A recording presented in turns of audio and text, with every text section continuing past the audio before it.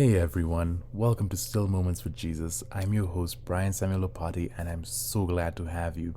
As always, as you've noticed this week, I always have a special section laid out for those of you who are Bible nerds like myself.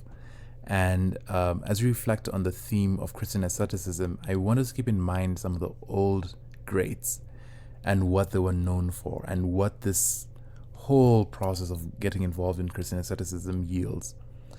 I want to look at Moses, the story of Moses. As you know, the Torah, the Pentateuch, ends with a very interesting section that reads that no one else rose who was quite like Moses to lead the people of Israel.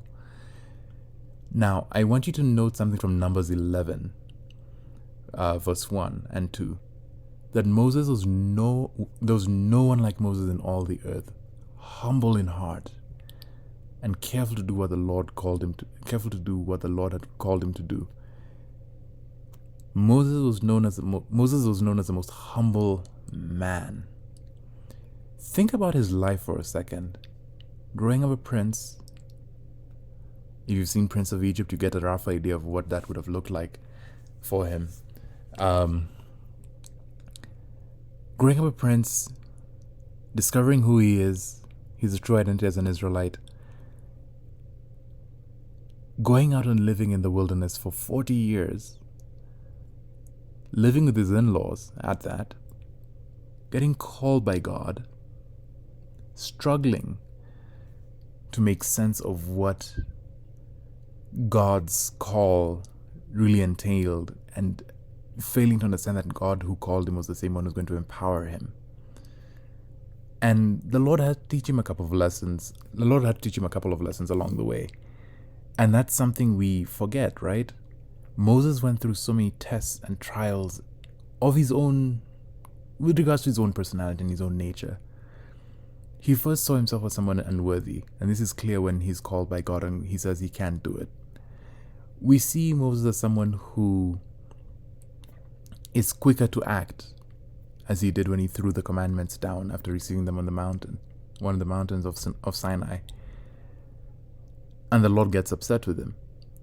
We see him as someone who strikes the rock instead of speaking to the rock when God instructed him to do so, as he led the Israelites out of Egypt and they were wandering moving their way through the wilderness. And this is something that not only Moses struggled with, but I think we struggle with as well.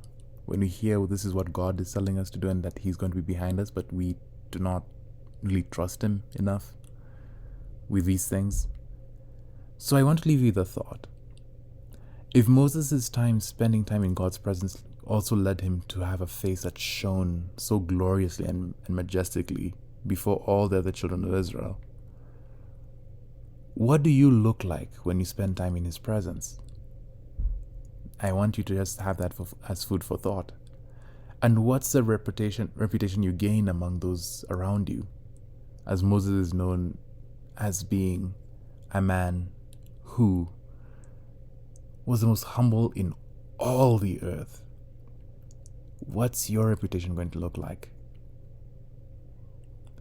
I pray that this is something that's going to strike you and going to challenge you and it's going to speak to you in a very new and fresh way, even as you continue to spend still moments with Jesus. Thank you and be blessed.